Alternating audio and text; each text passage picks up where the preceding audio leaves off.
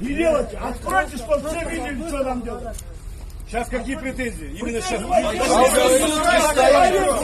Положите один, скажет, что мы не понимаем, что говорит. Претензии говорят, что налоговики не работают.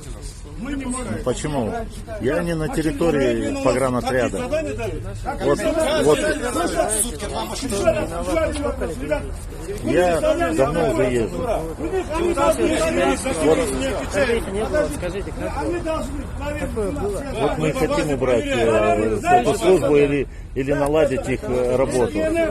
Отправители, ЕНМ, получатели. Все, каждую запятую Не, мы ищете. еще и базу, и Каждую запятую ищете, какую базу?